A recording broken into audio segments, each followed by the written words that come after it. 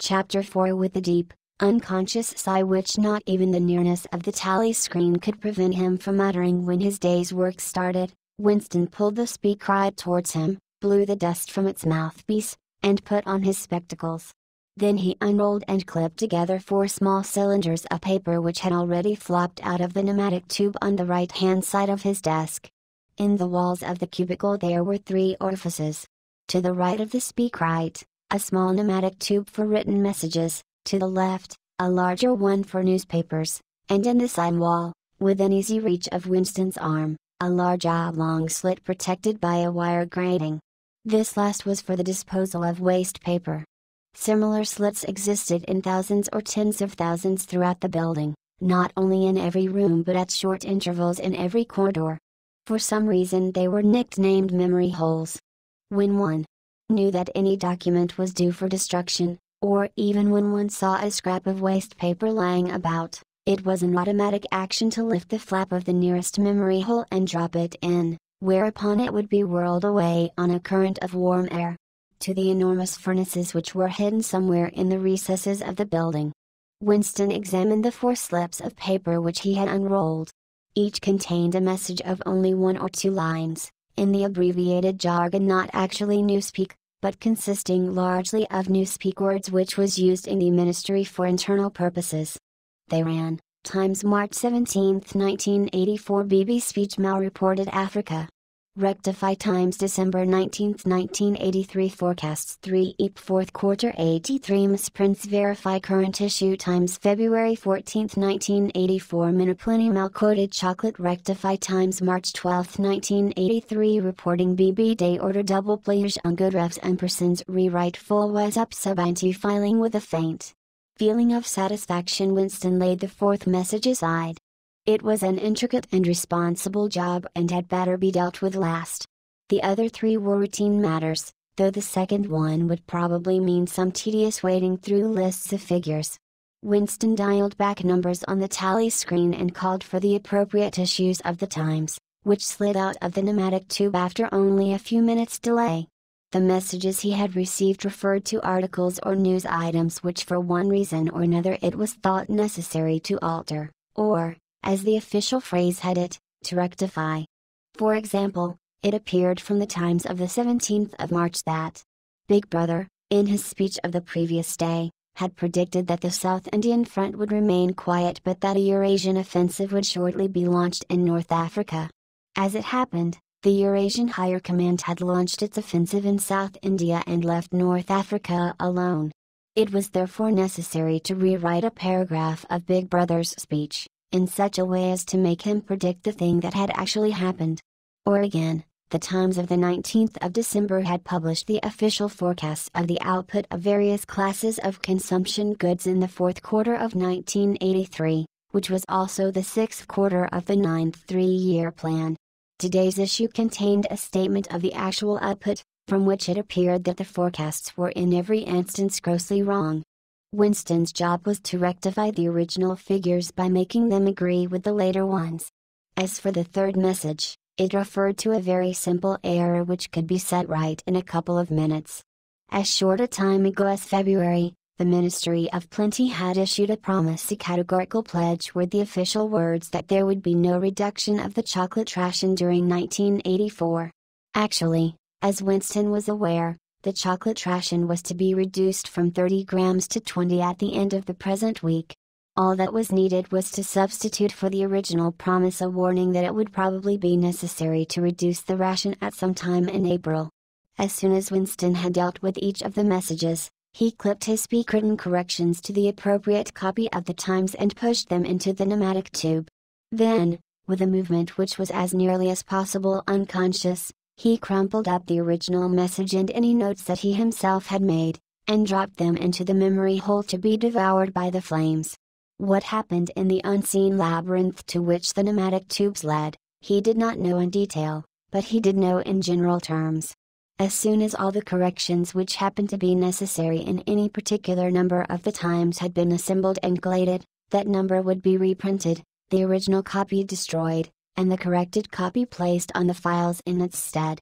This process of continuous alteration was applied not only to newspapers, but to books, periodicals, pamphlets, posters, leaflets, films, soundtracks, cartoons, photographs, to every kind of literature or documentation which might conceivably hold any political or ideological significance.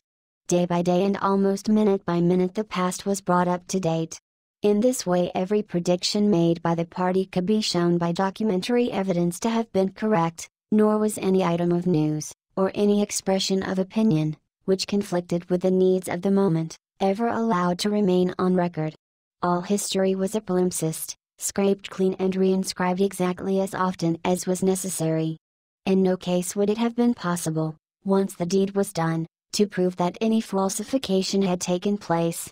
The largest section of the records department, far larger than the one on which Winston worked, consisted simply of persons whose duty it was to track down and collect all copies of books, newspapers, and other documents which had been superseded and were due for destruction.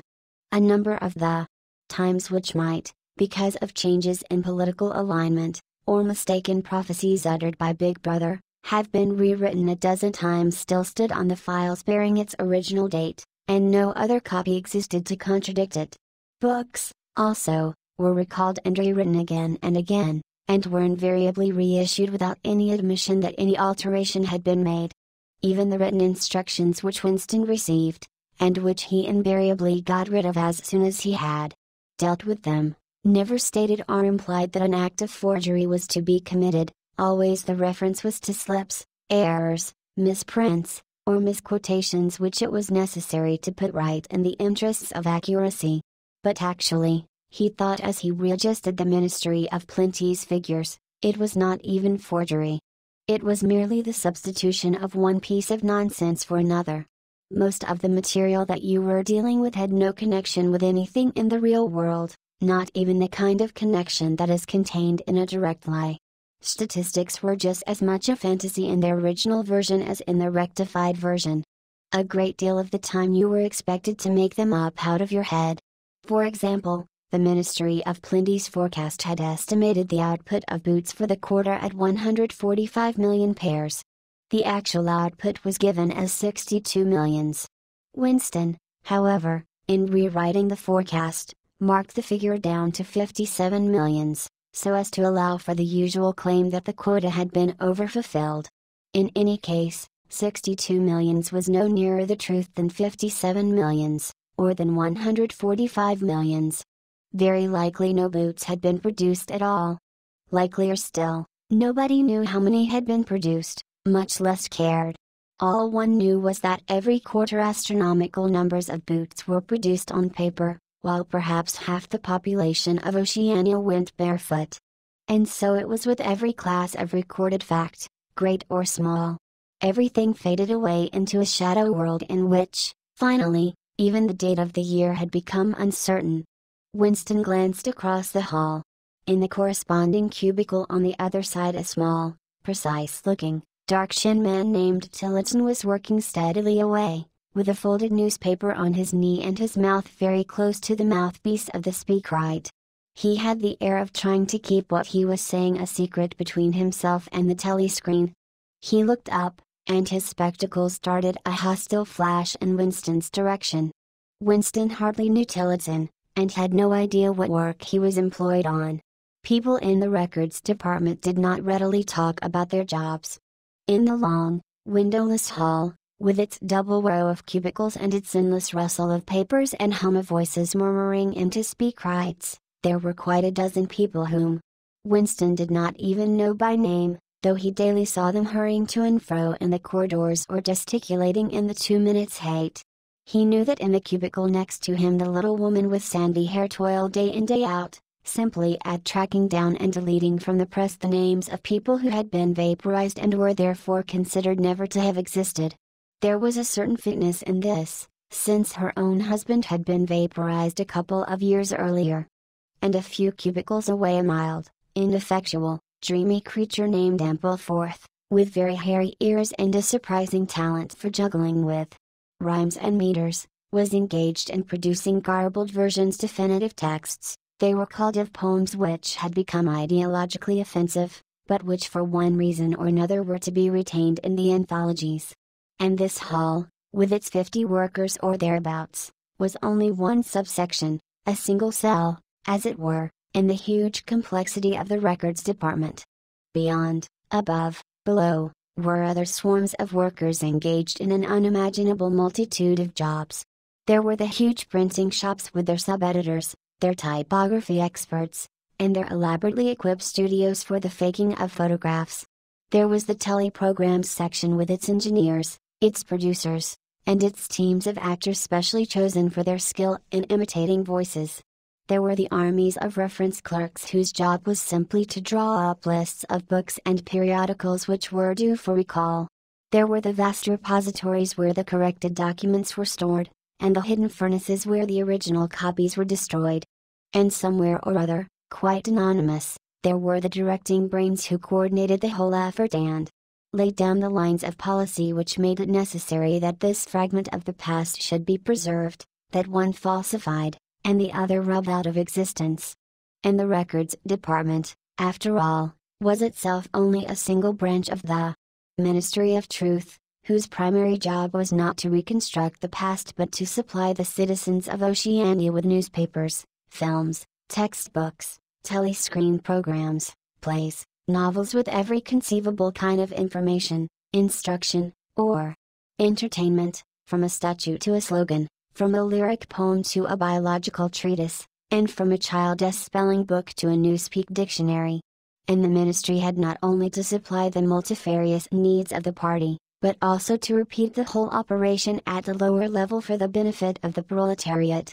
There was a whole chain of separate departments dealing with proletarian literature, music, drama, and entertainment generally. Here were produced rubbishy newspapers containing almost nothing except sport, crime and astrology, sensational 5-cent novelettes, films oozing with sex, and sentimental songs which were composed entirely by mechanical means on a special kind of kaleidoscope known as a versificator. There was even a whole subsection pornosque, it was called, in newspeak engaged in producing the lowest kind of pornography, which was sent out in sealed packets and which no party member, other than those who worked on it, was permitted to look at. 3 messages had slid out of the pneumatic tube while Winston was working, but they were simple matters, and he had disposed of them before the 2 minutes' hate interrupted him. When the hate was over he returned to his cubicle, took the newspeak dictionary from the shelf, pushed the speak right to one side, cleaned his spectacles, and settled down to his main job of the morning. Winston's greatest pleasure in life was in his work. Most of it was a tedious routine, but included in it there were also jobs so difficult and intricate that you could lose yourself in them as in the depths of a mathematical problem, delicate pieces of forgery in which you had nothing to guide you except your knowledge of the principles of Ingsoc and your estimate of what the party wanted you to say. Winston was good at this kind of thing. On occasion he had even been entrusted with the rectification of the Times' leading articles, which were written entirely in newspeak. He unrolled the message that he had set aside earlier. It ran, Times March 12, 1983, reporting BB Day order double playage ungood.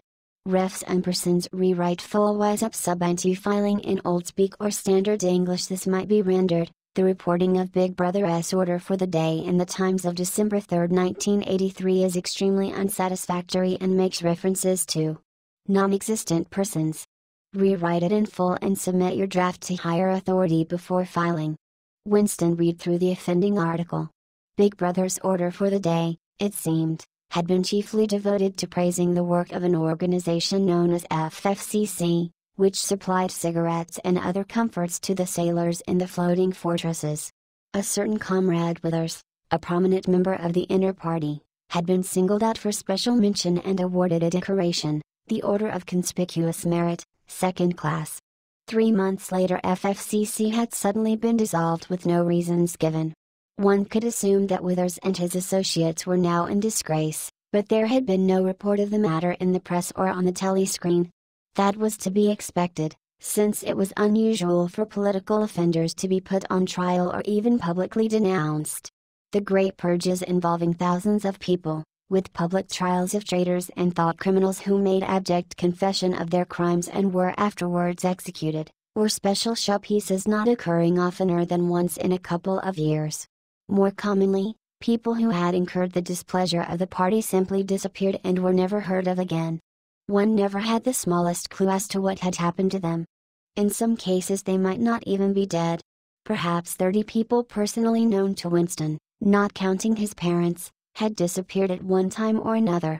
Winston stroked his nose gently with a paper clip. In the cubicle across the way, Comrade Tillotson was still crouching secretively over his speakwrite. He raised his head for a moment, again the hostile spectacle flash. Winston wondered whether Comrade Tillotson was engaged on the same job as himself. It was perfectly possible. So tricky a piece of work would never be entrusted to a single person. On the other hand, to turn it over to a committee would be to admit openly that an act of fabrication was taking place. Very likely as many as a dozen people were now working away on rival versions of what Big Brother had actually said. And presently some master brain in the inner party would select this version or that, would re-edit it and set in motion the complex processes of cross-referencing that would be required, and then the chosen lie would pass into the permanent records and become truth. Winston did not know why Withers had been disgraced. Perhaps it was for corruption or incompetence. Perhaps Big Brother was merely getting rid of a too popular subordinate. Perhaps Withers or someone close to him had been suspected of heretical tendencies. Or perhaps what was likeliest of all, the thing had simply happened because purges and vaporizations were a necessary part of the mechanics of government. The only real clue lay in the words refs ampersands, which indicated that Withers was already dead. You could not invariably assume this to be the case when people were arrested. Sometimes they were released and allowed to remain at liberty for as much as a year or 2 years before being executed. Very occasionally some person whom you had believed dead long since would make a ghostly reappearance at some public trial where he would implicate hundreds of others by his testimony before vanishing, this time forever. Withers, however, was already an unperson. He did not exist, he had never existed. Winston decided that it would not be enough simply to reverse the tendency of Big Brother's speech. It was better to make it deal with something totally unconnected with its original subject. He might turn the speech into the usual denunciation of traitors and thought criminals, but that was a little too obvious, while to invent a victory at the front, or some triumph of overproduction in the 9 3-year plan, might complicate the records too much. What was needed was a piece of pure fantasy. Suddenly there sprang into his mind, ready-made as it were, the image of a certain Comrade Ogilvy, who had recently died in battle, in heroic circumstances. There were occasions when Big Brother devoted his order for the day to commemorating some humble, rank-and-file party member whose life and death he held up as an example worthy to be followed. Today he should commemorate Comrade Ogilvy. It was true that there was no such person as Comrade Ogilvy, but a few lines of print and a couple of faked photographs would soon bring him into existence. Winston thought for a moment, then pulled the speakwrite towards him and began dictating in Big Brother's familiar style, a style at once military and pedantic, and, because of a trick of asking questions and then promptly answering them. What lessons do we learn from this fact, comrades? The lesson, which is also one of the fundamental principles of NGSOC, that, etc., etc., easy to imitate. At the age of 3, Comrade Ogilvy had refused all toys except a drum, a submachine gun, and a model helicopter. At 6, a year early, by a special relaxation of the rules, he had joined the spies. At 9 he had been a troop leader. At 11 he had denounced his uncle to the thought police after overhearing a conversation which appeared to him to have criminal tendencies. At 17 he had been a district organizer of the Junior Anti-Sex League. At 19 he had designed a hand grenade which had been adopted by the Ministry of Peace and which, at its first trial, had killed 31 Eurasian prisoners in one burst. At 23 he had perished in action, pursued by enemy jet planes while flying over the Indian Ocean with important dispatches. He had weighted his body with his machine gun and leapt out of the helicopter into deep water. Dispatches and on end, said Big Brother, which it was impossible to contemplate without feelings of envy. Big Brother added a few remarks on the purity and single-mindedness of Comrade Ogilvy's life. He was a total abstainer and a non-smoker, had no recreations except a daily hour in the gymnasium, and had taken a vow of celibacy, believing marriage and the care of a family to be incompatible with a 24-hour-a-day devotion to duty. He had no subjects of conversation except the principles of Ingzak, and no aim in life except the defeat of the Eurasian enemy and the hunting down of spies, saboteurs, thought criminals, and traitors generally. Winston debated with himself whether to award Comrade Ogilvy the Order of Conspicuous Merit. In the end he decided against it because of the unnecessary cross-referencing that it would entail. Once again he glanced at his rival in the opposite cubicle. Something seemed to tell him with certainty that Tillotson was busy on the same job as himself. There was no way of knowing whose job would finally be adopted, but he felt a profound conviction that it would be his own. Comrade Ogilvy, unimagined an hour ago, was now a fact. It struck him as curious that you could create dead men but not living ones. Comrade Ogilvy, who had never existed in the present, now existed in the past, and when once the act of forgery was forgotten, he would exist just as authentically, and upon the same evidence, as Charlemagne or Julius Caesar.